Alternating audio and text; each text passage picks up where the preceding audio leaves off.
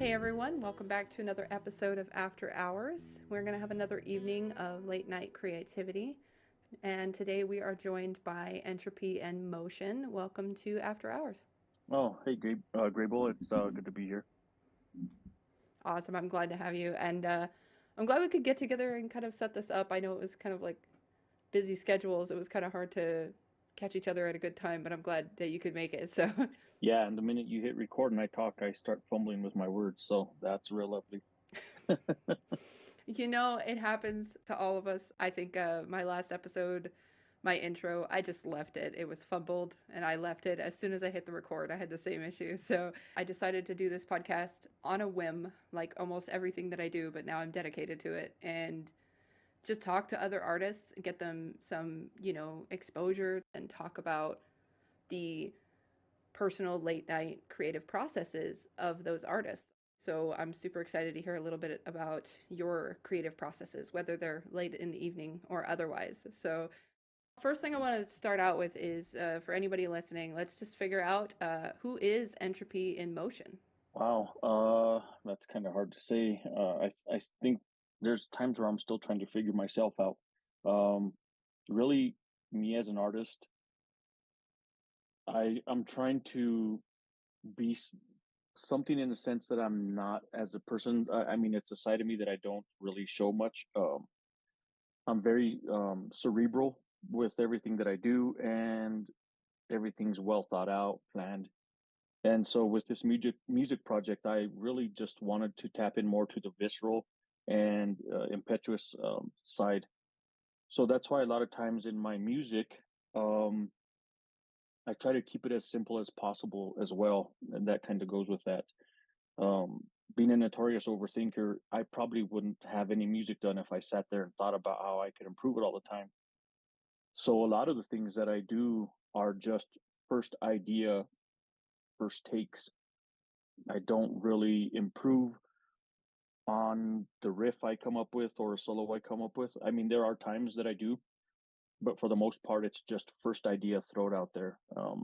And I think that it helps me to grow as a person, just to add more facets to who I am as a person, to have those kind of traits kind of more up front.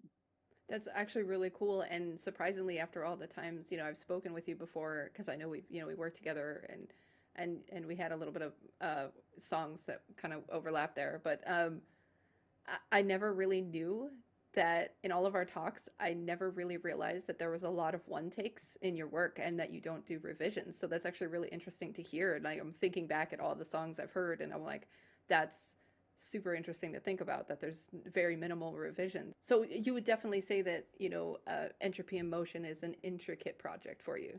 I don't tend to think of it really as intricate again because everything is just so off the cuff and first take kind of thing. A lot of people that listen to my music say it's intricate, but I seem to think otherwise. Usually because an EP usually takes me 5, 6 song EP usually only takes me um 10 to 30 hours to do, and it's done. So um yeah, I don't really think of it as intricate at all. That's I think, maybe for anybody who listens to your music and reviews it, the instrumentation is, could be perceived as intricate, but also the lyrical content that you provide is usually verbose and interesting, so that might add to the air of intricacy, perhaps. Do you think? It could. The very, I've done little snippets here that I guess I would call like skits in certain songs that they they don't take long at all. I recently did one that had a full spoken word and some lyrics, and that took that took maybe to where I was happy with it. Probably a day and a half. The poetry was more verbose and intricate, but when it came to the courses, I really wanted them just to be simplistic. That didn't take time at all, but the other parts took a little bit of time to where I was happy with it. Which one was that? What was the name of it? That is called Embers. That is, I did an instrumental version of that last year in November, and I wrote the spoken word and lyrics at the same time. And I sought out another.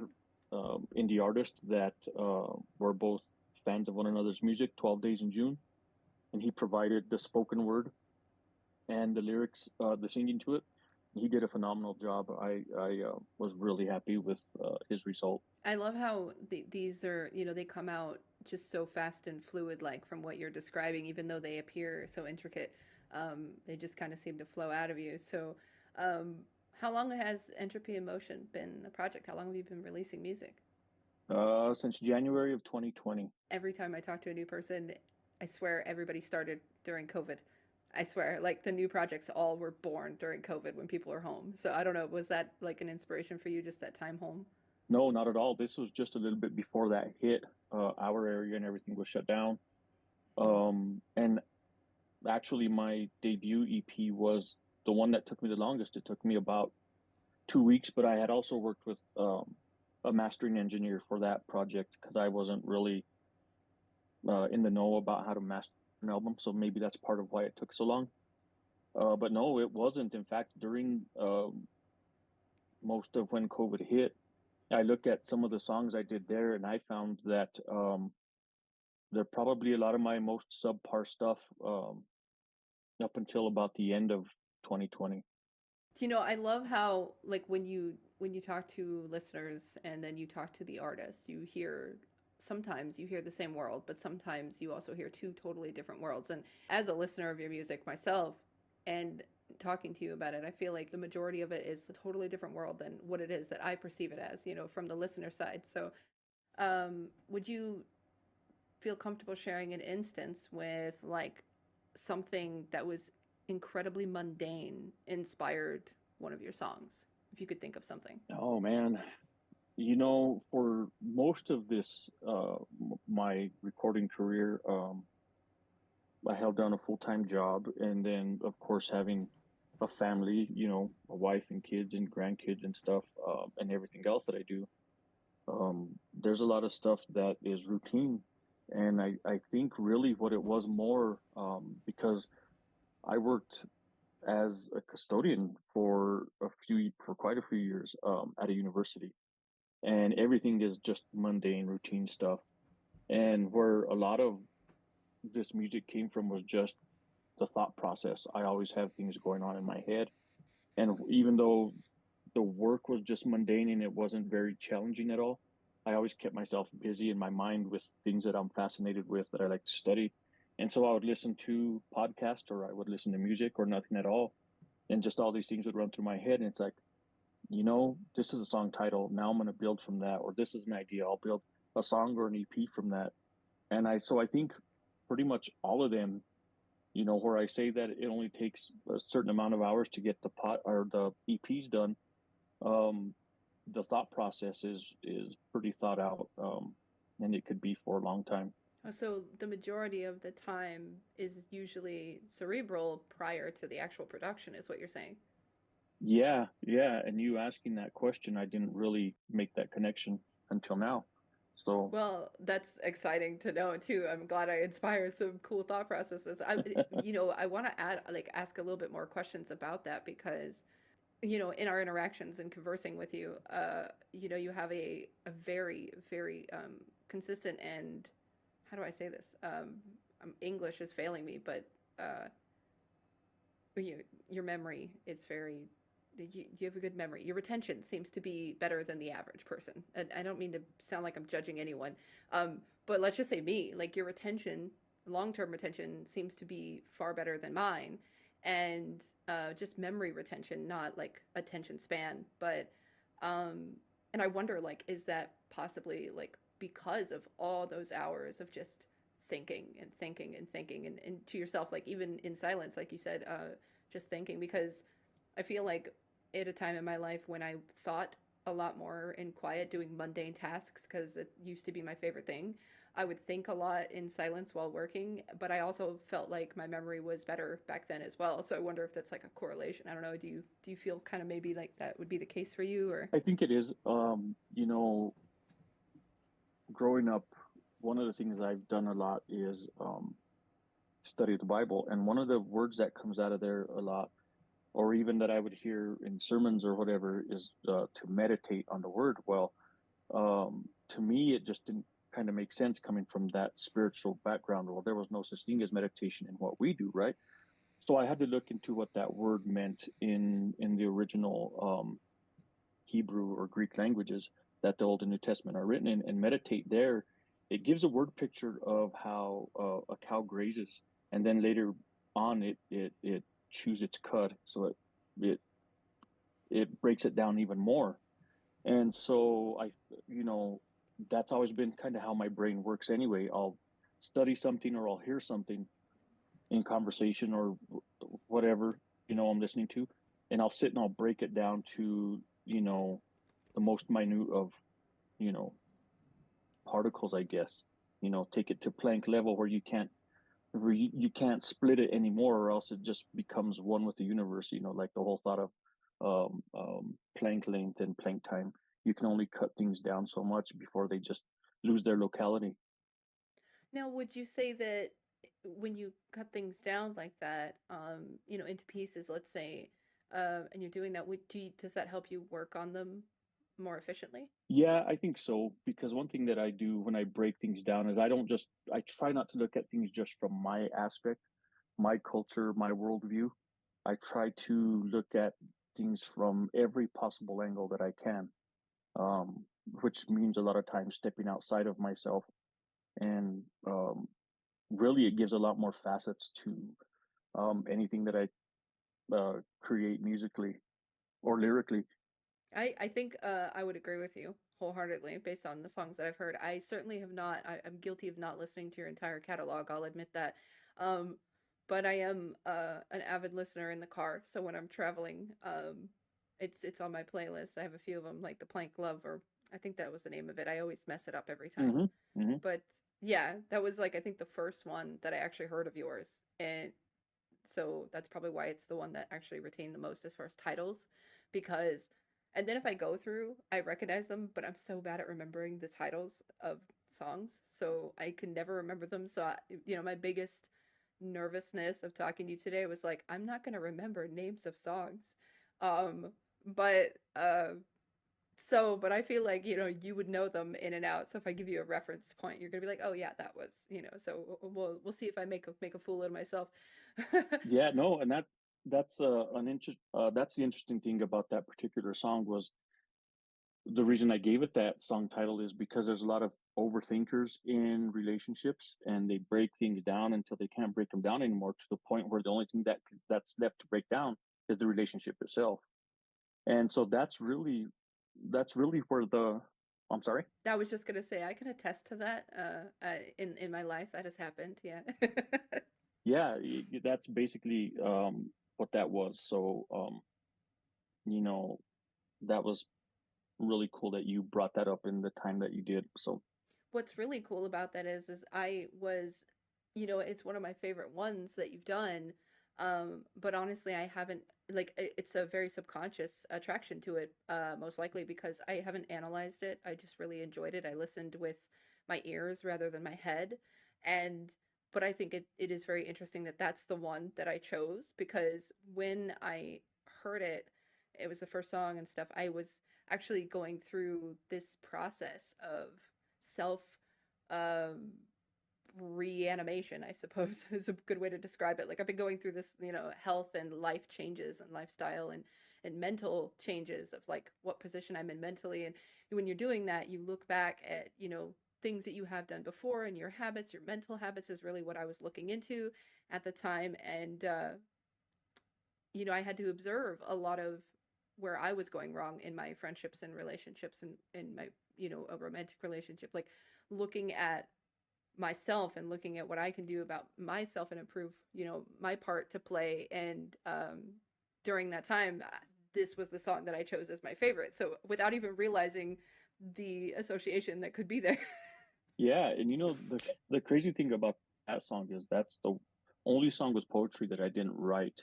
The crazy thing about that is in learning how to be a producer, I wanted to learn how to work with samples as well.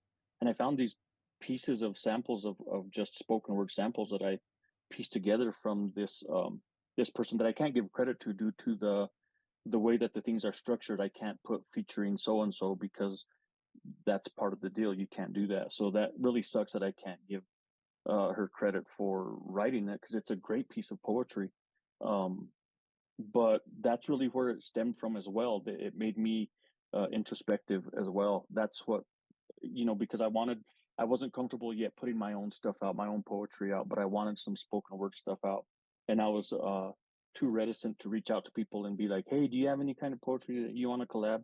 So that was kind of like my foray into learning how to use samples and also kind of getting into that spoken word realm. Would you imagine for me like a scenario, if your music could just transform into a physical space, um, what would that look like? And what do you think that would look like? Wow. Honestly, here's the crazy thing. It would be the holodeck on the Starship Enterprise, where you could just make anything you want. Because, I mean, I touch on so many different genres and different styles. You know, there's songs that I have the steel drums on, and it's got this tropical thing, and just different genres that I do. So I think that, you could just dial one of those up if you want to be at the beach or if you want to be in some kind of um, post-apocalyptic world. There's a thing for pretty much anything there that I've created. So yeah, the holodeck would be perfect. That's actually really cool. And I was gonna ask at the opening of the episode today, but I spaced out like usual. So I'm glad we touched on the variety of genres that you're making with your music. Because I was gonna say, how would you classify Entropy in Motion? Would you classify it like the best I can do is electronic music, but there's so much more in it than that. There's so much variety. So like, but what would you describe your genre as? Wow. I don't know really because again, if anything, I would just say it's more shapeshifter. Um, you know, really the story with that when I wanted to start creating music, all I wanted to do was doom and stoner metal. That was it. But I taught myself how to be an audio engineer, and I got a little bit of advice from the guy who mastered my first EP. Excuse me, and really what it came down to, the reason that a lot of my music is so mellow, which was it was not intentional, was the fact that it was so much easier for me to mix and master mellow music that I kind of just got stuck there for a while because I wasn't making any headway into the heavier music.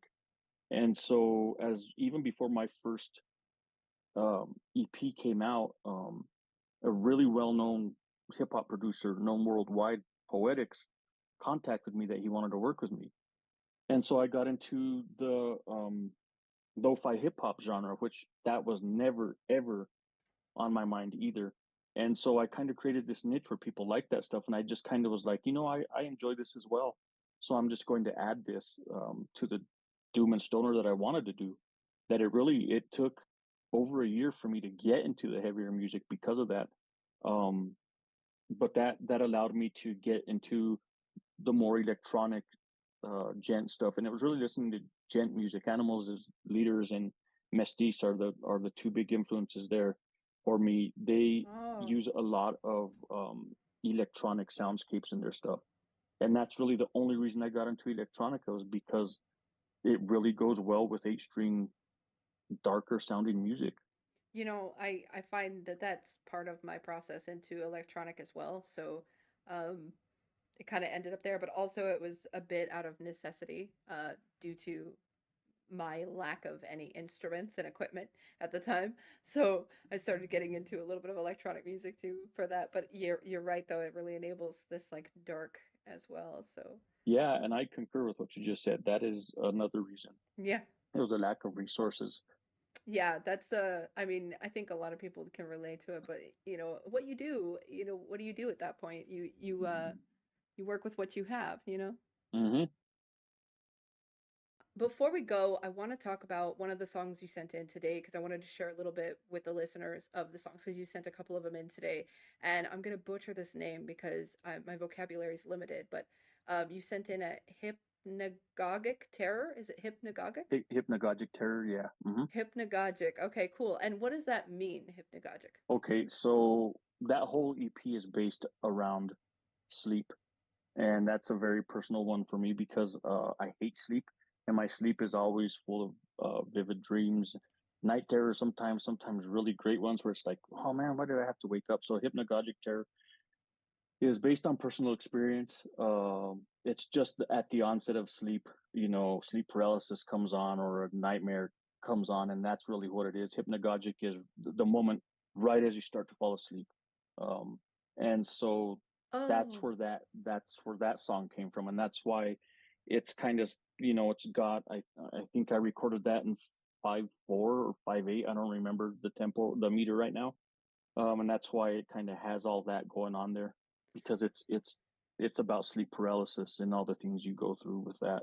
now that you're mentioning it, like I think of like hypnic jerks, like when you're falling asleep. I was doing like Hmm. studies on stuff like that. I just never read out the full word. So, but yeah, um, as somebody who uh has grown up my entire life with pretty much consistent nightmares and night terrors. Sometimes they're nice, but most of the time I totally can relate and understand this because so this project's going to be something I probably love and relate to, but I definitely want to share some of it with the listeners. I'm going to pull up the audio that you sent me and play a little bit of that. All right. Hypnagogic terror.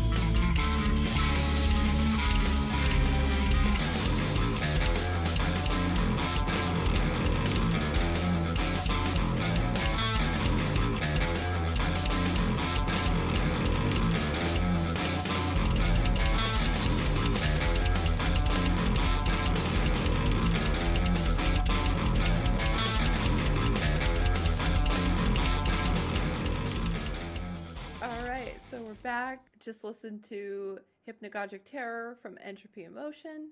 Nobody else will see me, but you can probably see that I'm enjoying this one a lot. I love the melodies in this one. I'm just rocking out over here a little bit, like tapping around and stuff. And I wanted to ask, like, where do these melodies, so to speak, and come from?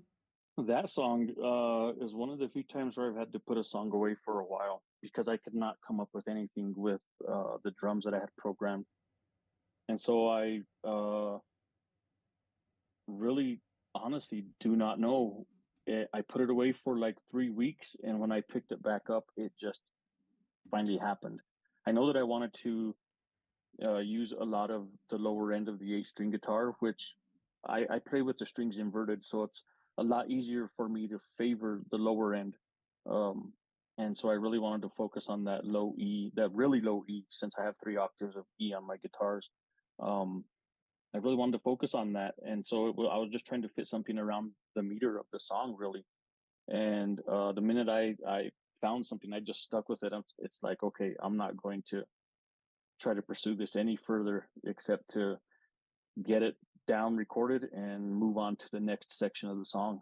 So as far as I can respect that because you once you get to it, you're like, okay, well let's just do it, and then it's done. yeah, and I think it worked perfectly for um the subject matter of the song. It's very chaotic, and so as the song progresses, it gets a little bit more structured in a sense. And then it goes back to the chaotic part and then another structured sense part, and then it kind of dips into this part where it kind of seems like you're starting to fall into a deep sleep, but it's still kind of a disturbing kind of sleep before it resumes the chaos again. So Gotcha.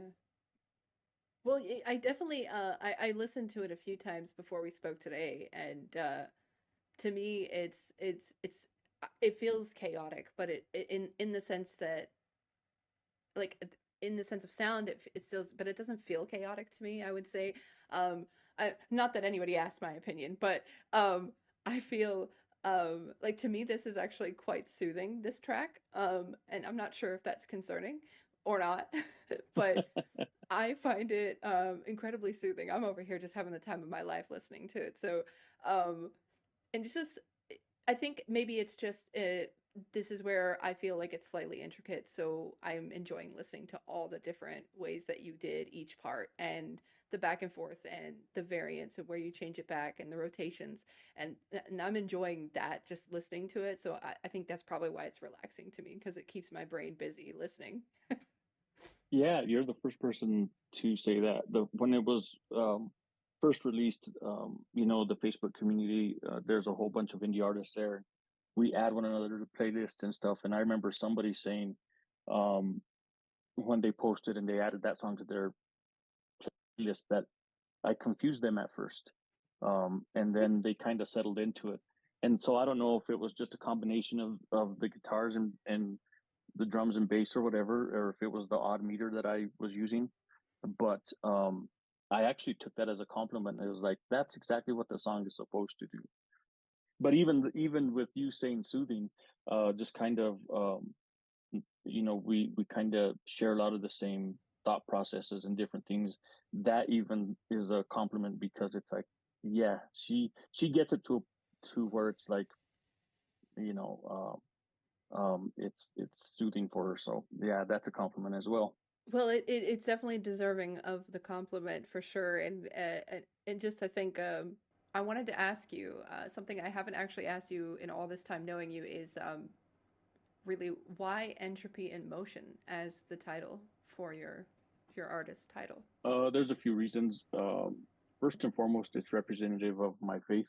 So for me, it's even though I try to keep it personal, um, I really wanted a title for that, which comes out of Second Corinthians. Basically, just to paraphrase part of the scripture, it says, "Though outwardly we are wasting away, daily inwardly we are being renewed." And so I kind of took that as something for me, but also the reason I chose that as well is because um, all of creation, all of us are kind of cursed with entropy, but that doesn't mean that we as humans or the world that we stop progressing, producing, flourishing. And so excuse me, even though it was something personal for me, at the same time I just wanted to, in a way, to just tell all of humanity, like, way to kick ass, you keep going.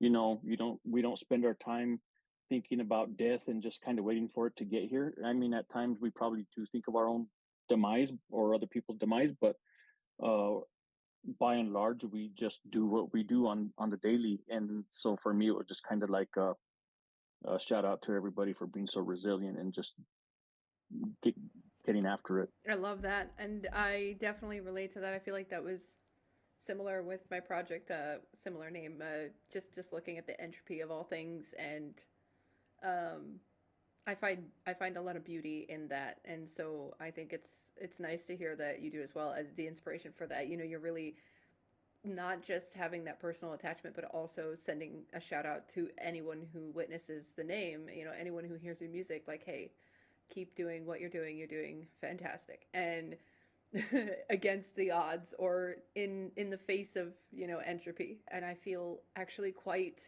motivated by the lack of importance in the general sense that my existence has, so to speak, because people want to be big, they want to be important, they want to be special, and I find a lot of happiness in the fact that as an individual, each of us is just a small piece, such a small piece. I guess this is the way I see it, but such a small piece and almost seemingly insignificant, but yet so still impactful. And to me, that's motivating. Like when you say, you're a tiny speck of nothing on a map of whatever, and I'm over here like, yeah, but I'm still doing this. Like, awesome. Like I love being a tiny piece in a big puzzle. Like let's do this. Exactly. You hit it right on the head. I don't even want to add to that. That's perfect. That's how I feel when you describe that. I was like, oh, this reminds me of that feeling, and so I definitely am a listener who was reached by that portion of it. You know, the non personal side of it. It's like, you know what, I want to share this with others and try to make some people feel that feeling. You know, because it's a really relieving, content feeling. I guess it's really content. Yeah, exactly. And when you talked about all that, I guess I do have something to add to that. That was kind of the hard thing with putting out music because I very much have that personality that I don't really care if people approve of me or not. I don't really care if they like what I do or not. Now, don't get me wrong. I appreciate everybody who invests their time, especially their time, because you can never get that back. And everybody who enjoys it, I'm very grateful for them, and so I'm thankful. So I don't ever want that to come off as me being a jerk or anything. But really, I never felt the need like I want to share this with people. I want people to hear what I have to say or bring to the table. It was more out of this thing of doing music has eaten at me all my life.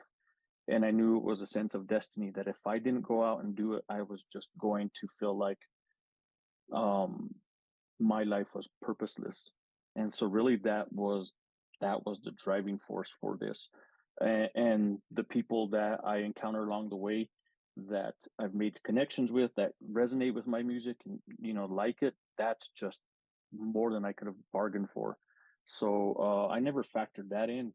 It really didn't take the time to factor all that in. So it's always a pleasant surprise when those things happen. But yeah, I can understand that, and it's nice that you appreciate them too. And I feel I'm chuckling a little bit here to myself when you're expressing like, hey, I appreciate all this, and I don't get me wrong, the gratitude, and it's miraculous working with people and their appreciations and as well. But because some people think that not really being a person that is affected so much by what others think, a lot of people perceive that as being cold or abrasive or rude, and it's not in any sense of the word. So I feel like you may agree with me that I guess I'd frame it as a question actually. So let me know if this also resonates with you when when you don't really care what other people think, you still love people. Like I think those are the people that love people the most, I swear, is the people that don't care what other people think, but we just genuinely love humankind. Yeah, really. With that being said, a lot of times there's a lot of this sense of feeling like I don't think anybody truly gets me. Not trying to say that people are shallow or this, that, or the other. There's just this whole other space that we take up that I don't think many people know exist. Or they also might take up a space within us that they don't even know exists. That's probably a better way of saying it. Um, so yeah, that's what you said is just dead on. Have you ever written a song that was based specifically on a conversation you had? Just a conversation. Um, yeah, the one that I think they all kind of stem from it really, but the one that comes to mind is the last track on my debut EP is called "You, Me, and Non-Locality." And so basically, that was a conversation I had with somebody. Just they kind of they wanted me to be more reachable, I guess, and not so aloof. And so for me, it was one of those things where it was, well, I just I was okay with where we were at. And so my whole thing with them was, you're so I remember telling them like you're so heady in your thinking, just like me. So why don't you think of it this way? Non-locality, we're all kind of like one with the universe, as they say. And so we're connected somehow or another, just further out than what you want it to be, but exactly where I would like for it to be. And so that's where that song title came from. That's also another one that's on my list of songs that I've played. I have it on my like list on Spotify as well. It always shows up, and I never finish reading the title because my attention span is terrible. So it's just you, me, and then none, and that's how far I make it. Um, but I actually listened to the whole song, so I do love that one though. So it's nice to hear, what inspired that. That was actually a conversation. I'm kind of baffled that that question hit a song on the head that I've also listened to. I will say this right now: these questions are not based on the songs I listened to. I did not pre-plan this. So I promise you that. But I also have listened to a bunch of the songs, so that overlap is probably going to happen.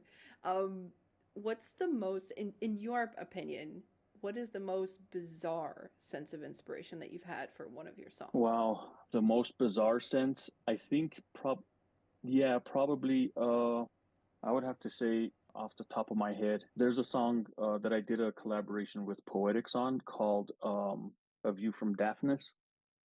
So Daphnis is reportedly a moon of Saturn that's right in the middle of the rings. And so I kind of wanted to start to think like, what would it look like? Because Saturn has always been my favorite planet, and I'm not going to get into this whole, the Earth is round or flat or any of that stuff. It's just from things that I read since I was a kid. Like that was my fascination was Saturn, and so I thought, what would it look like to be right in the middle of that ring and going around the orbit inside the ring? Like this cosmic roller derby kind of thing. And so that's where it came from. I love that. That's awesome. It sounds beautiful. Like, can I go there?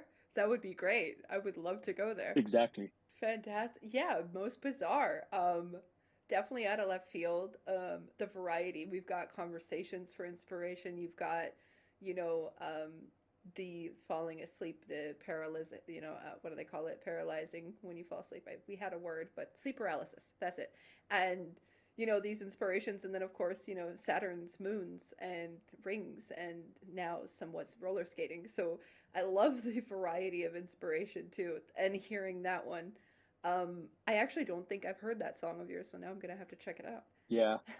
There was a lot of them that I could have listed, but for some reason that's the one that stuck out the most. Well, that's why when I asked the that question, I wanted to ask what's the most bizarre to you, because I'm sure just based on the catalog that I've listened to so far of your work, there's probably many on there that many different people would think is quite bizarre, and what I think is bizarre on that list of inspiration is probably not going to be the same as yours or anyone else's. So that's why I'm interested in yours. So um, the next song that you shared with me was Soapweed Yucca. Hmm. Am I correct? Hmm. Okay, cool. I wrote them down so I wouldn't forget with my attention span. Um, but I'd listen to these, and of course the one we heard earlier was Hypnagogic Terror. Uh, they feel heavier than what I'm usually listening to. If you notice, I listen to a lot of the mellow ones that you were doing. These ones kind of feel like they're heavier. Is that like something that is more recent, or are these, when were you releasing these ones? Oh, they were both in 2023, mid to late Mm-hmm. 2023. Yeah. Cool. And was this like part of like, are they both part of the same collection? No, this one is from one that I released in July. It's an EP. It's an album called 1596, which is a tribute to where I grew up. Here in southern Colorado, the San Luis Valley. It's known as a very, very paranormal place, among other things. So I just kind of wanted to write an album, kind of paying tribute to where I'm from. And so that song, I just, I wanted to touch on things that people, when they talk about this place, because a lot of artists talk about this place in certain ways and they bring up certain landmarks or whatever. And I wanted to touch on, I was thinking for song titles, and it was like, why don't I look into the flora and fauna aspect of these and see what I can conjure up as far as inspiration. So that's what it was the Soapweed Yucca is not far from where I live. You just go a few miles west and you're into these mountains, and to see a plant like the yucca growing where it's cold and there's snow, that really I just thought that was cool to see a yucca plant just covered in snow. So that's why I did it. I was wondering if it was in reference to the plant or if it had some other meaning, but I guess you could certainly take more meaning from that just because of where it's growing. This is Soapweed Yucca.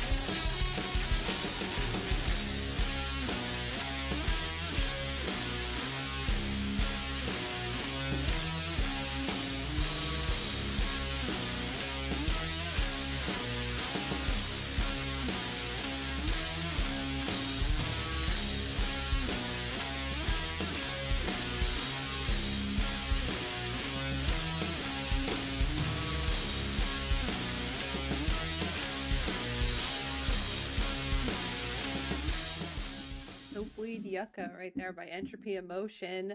Um, I kind of let it go on there a little bit longer than intended because I was enjoying the experience and thinking to myself, like, wouldn't this be a funny time to ask you, like, hey, can I put some vocals on this? Well, I have no problem with that. That is one of those ones where I didn't really hear vocals except in the chorus that right, and the main riff. There's that part that just sounds perfectly like somebody saying soap weed yucca. There's a part on there that goes well with it. So it would be interesting to see where somebody that could sing on it. It'd be interesting to see where they would take it. Yeah, it feels like a just like an interesting run through just to see, and also I note that this is a the length of this track is literally 4 minutes and 4 seconds, so I immediately think of 404 error. Um, Ah, mhm. but I do love like what I visualize with this, with the yucca and the snow and the based on what you're telling me about the inspiration, I put that association while listening this time around, and it paints a whole different picture than what I originally had. Well, originally I was enjoying the song, but I had no vision with this one at first. I'll be honest. Yeah, a lot of people think because I live in Colorado and the whole deal with weed being legalized here and it's so prominent here that a lot of people thought it was an oblique reference to my celebration of cannabis, and I don't partake, so it was nothing to do with that. But yeah, a lot of people think that it's an oblique reference to that, but it's not.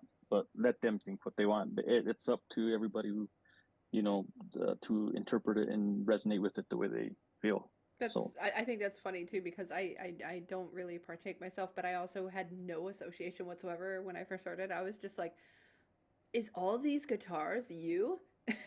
yeah, definitely.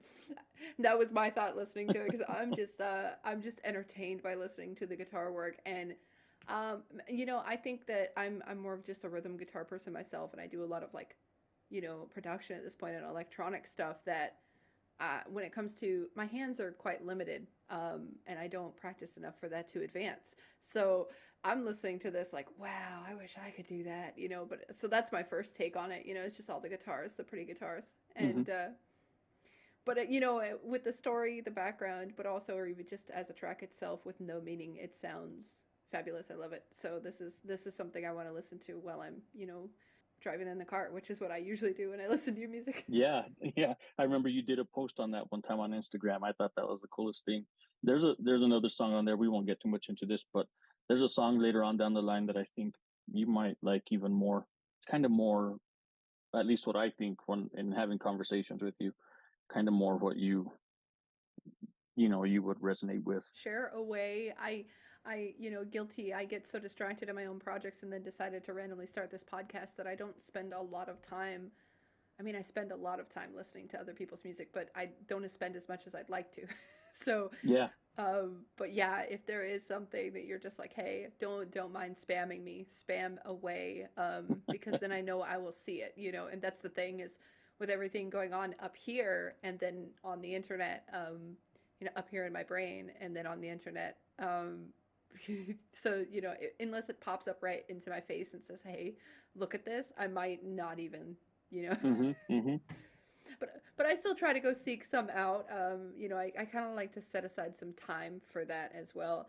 So that brings me to my next question: was do you ever set aside time, like an allotted time? Maybe not so much a schedule, but do you ever like set aside any time specifically for absorption of inspiration of any kind? It seems like you said, once I started recording music, I listened to it less. And a lot of it is due to the fact that I don't want, even though I do wear my influences on my sleeve, I don't want to just be a cheap copy of them, uh, or anybody that I might listen to. That I don't listen to it for that reason during the recording process. But I do try to listen to music as much as I can. It's just part of who I am. But um, really, as I tend to stick to the 70s or like doom and stoner metal instrumental music. And a lot of reason for that too is because a lot of people have a lot of stuff to say, and I'm kind of tired of hearing what people have to say lyrically. I just want to listen to music. Good on them if they feel they have something to say, but yeah, I just kind of get tired of everybody telling you to think this way, feel that way. You get bombarded, with no matter what kind of media you take in, to think or feel a certain way or be a certain way, and I'm not about that. So, but with that being said, the indie community, I've really gravitated towards that in the last year or so and listened to a lot of stuff because there's so much substance there, in the indie community. They're not hampered by this is what you need to do to reach this demographic and to get these kind of sales. So it's more genuine and pure. So I really like the indie scene. I love that. Yeah, and I myself have been a little bit more integrated into the indie scene this year as well, and a lot more chatty than my usual introverted self. And Hmm. it's actually, I guess I've been at that realm in the time of my life where I'm socializing, but face to face as well as digitally, and I find the same the integrity and the realness, for lack of any better words, of the indie music um, community is refreshing, to say the least. I mean, I'm all about looking at things meticulously and a business project, and calculations, and I love doing that. I love thinking like, oh, like when I started, just a little thing that no one's ever heard from me, but I'm going to say it on this episode because why not? Maybe somebody will like laugh about it. Is when I started releasing music and distributing it, the first time ever. I'd already been writing music for about 15 years prior to that, if not more. But so when I decided I was going to distribute music, I was like, all right, we're gonna grab them. We're gonna grab their attention and hold it with the first track. And you know how I decided to do that was not with the music. I dyed my hair, bleached it blonde, and never been blonde really in my life. So I was like, we're coming out of the gate blonde. We're gonna see what that does for us. And boy, would you believe that everyone was more friendly with me, I swear. And even to this day, like the moment the blonde was gone, people think I'm more mysterious and more difficult to talk to again. So, and it was fun. I didn't want to stay blonde, but I love the process of that, but also the genuine like just creation that you find in the indie network and communities. It reminded me, not to get too distracted by my fun studies and calculations. So Yeah, totally. yeah. So yeah, no, so people know like I'm not really blonde. It was literally just a study. That's actually really interesting because I did see that there was like this dichotomy, um, with your music and your image. They seem to really complement the style of music and the themes that you were going with. And so, yeah, I listened to you pretty early on, um, and so the Ride or Die was the song that really was like that's what got my attention. And so then, um, yeah. that feels like so long ago, but yeah. It was a different world of me. They're all parts of me, but these are like the segments of me, and I'm so many people. So I was like, what, let's just split me up into albums. We'll see what happens. And so if I have like two or three that I'm working on, when one is mixing down, I'm working on another project. Just little pieces here and there. But when I step away from that, and let's say I go drive in the car or something, I put your music on. It's a great way to like relax from the mix that I've been working on. Like it stops the mix that I've been working on from just repeating over and over in my head while I'm taking a break. So it kind of forces a break. So um, I thought maybe I should tell you that. So it's actually a really good like come down from production mindset is to listen to your music. No, that's great. That's really what I intended when I started this project was that's the part musically where it's more uh, who I am. I just want to be in the background, if anything. If I have to be somewhere, that's the space I want to occupy. And so musically, that's what it was for me too. And that's why I tended to not seek out singers to, um, put lyrics to, whether it's my lyrics or their own lyrics. I just wanted to be in the background and kind of, I guess, be that kid that a family wants. Like, oh, I don't have to worry about him. We could ignore him for days, and he's self-sustaining. That's kind of what I want my music to be. The latchkey kid.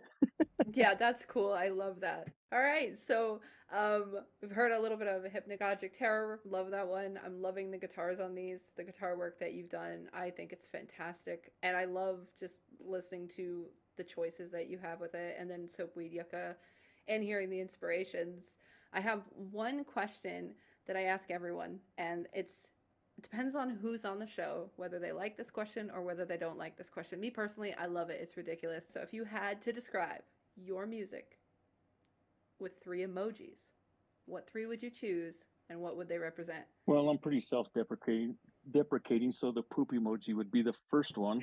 Uh, I'm sorry, I'm laughing. I can't help it. and the other one, oh, I had it in my head and now I can't think of what it is. Um, so we have the poop emoji for sure, and then the other one would be like okay, because I feel like a lot of times, I've told people many times, you don't have to just prepare yourselves for the supporters or the detractors. You also have to prepare for those that are indifferent. So it's kind of like that. So okay, like hey, I put out some music. I'm a recording artist. Okay, you know, um, kind of thing. So that one and the last one, it would probably be for me. I guess I'm just gonna go with a tried and true one, just a smiley face one, because for me, I know that I was meant to do this, and so I'm content. Whether I have a million listeners or I have no listeners or whatever the case may be, I'm content because I know I'm where I'm supposed to be. So I love that. So you've got a poop emoji, an okay, and a smiley face. So it's like I feel like if I read this in a text message, it'd be like life is shit and it's okay. I'm happy. either that, or if I just sent those three, if you sent those three to me, I would think she had a wonderful time in the bathroom. Everything came out perfectly. You know, poop okay, and then a smiley face. She mission accomplished. So, do you have anything before we go new that you have upcoming that you want to, maybe point listeners towards to look for in the future? I really don't. I tell myself that I want to take a break. I want to take a break. For me, it's usually like 2 weeks, and then again, I'll sit at the in my studio, and then I'm done in a day and a half or so with music. So I don't. The only other thing I have with my side project, Cisanya, which is stylized CZNA with a tilde over the N. This Friday I have a collaboration with a guy that I've known him since he was a kid, and one day he sent me this audio that he did from his phone of some folk stuff that he did. He's like, "Hey, I really would like to work with you." And so I said, "Okay, let me see what I can do with this." And so he didn't have the guitar plugged in or anything, so I had to separate with the AI the vocal from the guitar, and then my side project is mostly samples, only because that was my way of wanting to learn how to be a better producer. And so that's why I started that one. And so I thought that would go perfect with it. So I got that coming out this Friday. He sung the lyrics on the fly, and I just added his. I worked the beat around his vocals, and yeah, it's called "Not Around," and that's coming out this Friday. Other than that, Wow, literally day after tomorrow. That's exciting. So definitely get me that link. I'm gonna by the time this posts, it'll already be out. So I'll let you know. So if you are listening to this right now, sweet. you can go listen to that already. Yeah. Other than that, I don't have anything. It just happens when it happens. But honestly, to be honest with you, if I had my way and my brain would let me rest, I would love to say I'm done for the rest of the year, but that's probably not going to be the case. I've heard you say that a few times in our interaction, so I already know. And I do the same thing to myself. I told myself I'm taking a year off after Entropy's done, and here we are. I'm not. I'm working on a whole new album, so I Yeah. I have the same problem, and it comes as it comes, but it just comes. I can't. I don't know, but yeah. So it was fantastic having you. I think we're about out of time tonight, so but I wish we had some more time. But thanks for coming and sharing all this stuff about your inspirations with us on After Hours and the listeners, and letting us hear some of the music. It's been fantastic. Yeah. Thanks for having me. And one last thing I want to say is support indie music. Yes, absolutely. Support indie music. And on our way out of the show tonight, I want to let everybody know to take the time, click on the links in the description to go check out more of Entropy In Motion's music. Give him a follow, check out the stuff. Mostly just, enjoy it. And if you do, you do. And if you don't, well, poop emoji, okay, smiley face. Perfect. Hi, it's Grable. In our next episode, we're going to be talking about my project Entropy, diving into the characters behind the story and accompanying music. Join us next time on After Hours.